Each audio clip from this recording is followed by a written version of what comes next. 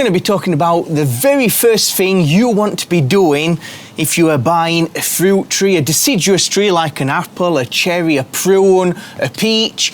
The first thing you want to do when you buy that tree from a garden centre or nursery. So we've got another cherry tree here. This is a grafted cherry tree, Don Gallo. I went out and I purchased this tree this morning. I didn't want another cherry tree. I just wanted a scion for grafting the cherry trees that have grown from seed. And my plan was, devious little plan, I just took my snippers and I was just going to snip off a little bit of a scion from the garden centre, and as I was making some other purchases. Now tell me what you think of that plan. My conscience bugged me and it was like, hold on, Greenthumbs, that's stealing. I didn't want to argue with a conscience. You don't mess with a conscience. I like to sleep easy at night. So I thought for €11.40, that ain't the price of my integrity. So I thought I'll just buy the tree and we can make a video about it, talking about what you want to do if you buy a fruit tree, especially a deciduous tree. We would not do this if it was a citrus like an orange, a lemon, because they don't work in the same way. But a deciduous tree, when you buy one like a plum, an apricot, in this case it's a cherry, the first thing you want to be doing, if you want to keep your cherry tree a reasonable size, unless you want it like 30 foot tall and you can't grab your fruit, if you want it a normal size, and this is the key to keeping trees small, the first thing you need to do is we're going to head it right back. So I just want to make it really clear that this information is only for young saplings, often sold in nurseries as straight whips. That's a young sapling, as you see in the video, that is growing with no branches, straight up like a whip. And it also applies to other young saplings. You don't want the trunk to be any thicker than your thumb. The thicker the trunk becomes after that point, the harder it is for the tree to heal, the less effective this prune will be.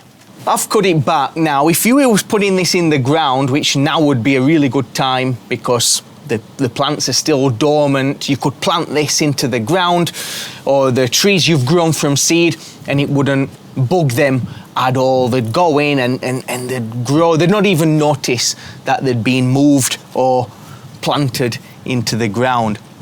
Obviously, I ain't got no ground, so these are staying in pots. I'm going to put it in a bigger pot though, so it's kind of the same thing. If this was going in the ground, this would be about the right size. Maybe you could even take it back a bit further, and then you're going to get some real nice low fruit-bearing branches. It's called the scaffold cut because them first fruit-bearing branches will be your scaffolds. And I'm going to show you the peach tree that we pruned. Oh, actually it's an apricot tree. This is the big confusion if you've been following them videos. I'm going to show you the results of what we did last year. We basically did the same. People nearly had an heart attack when they saw what I did, and I cut it right back.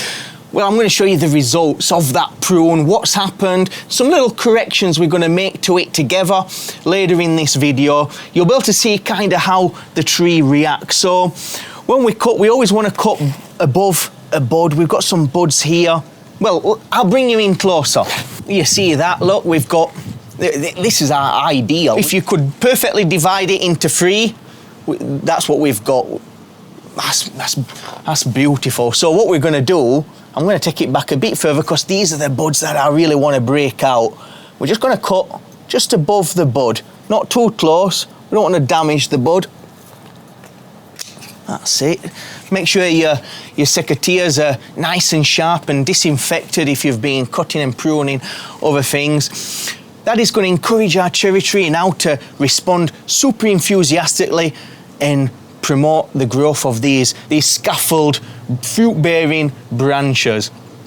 That's the only time we prune in winter, basically, unless it's a diseased branch. You never want to prune again if you want to keep your tree small. And let me show you what happened to our peach tree that we pruned last summer in the midpoint of the summer solstice. It's basically when all the energy has left the rootstock and it's travelled up into your tree. Let me show you that.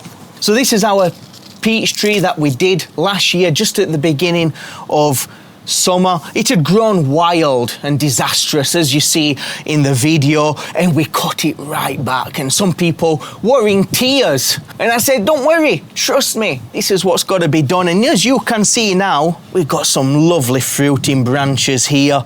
We've got a nice branch taking place here, and we're going to make just one little correction. We don't want to cut this back now in winter, because all the energy, let me get this up on my leg, all the energy of this apricot tree is down in its root system. If I had to give this a real good cut back now, as people used to do, when spring comes, that energy is going to come through and it's just going to recover like mad. The tree's in emergency mode, and it's going to recover, and you're going to get loads of growth. That's not what we want to do. Any winter pruning, basically we want to reserve to the 3 Ds, the diseased, disorientated and dead.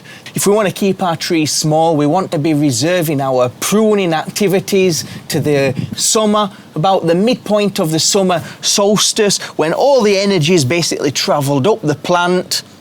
And then when we prune it, we don't get that enthusiastic response as we would do when we do a scaffolding prune, because, well, the tree hasn't got the energy. You've actually de-energized, devigorated the plant by doing that kind of prune. And yeah, some people are going to say, well, ain't you going to get less fruit? You'll get less fruit, but who wants like a ton of fruit? Have you ever seen an apricot tree when it's full of fruit?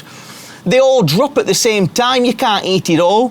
Who wants that much marmalade? Like, a lot of it you can't even reach because it's so high. If the tree's so high, you ain't going to be enjoying that fruit. So we want to keep our trees small, as high as we can reach. So maybe a couple of meters at most. The benefit of that is, yeah, you'll get less fruit, but you'll enjoy it, you'll eat it, and you can fit more trees in your garden. It's not going to make such a giant shadow, so you might even get some veggies in and around your tree much closer, and you're going to be a lot more happier with it. So we're going to make a little adjustment on this. I don't like that middle part. I left it a little bit long when we pruned it, and now I'm going to cut it back because we've got a nice branch here. Let me move you in a little bit closer. So as you can see, we've had this nice branch pop up here, which is giving us this nice even spread, and this branch can develop a lot better this year. We don't need this top bit now.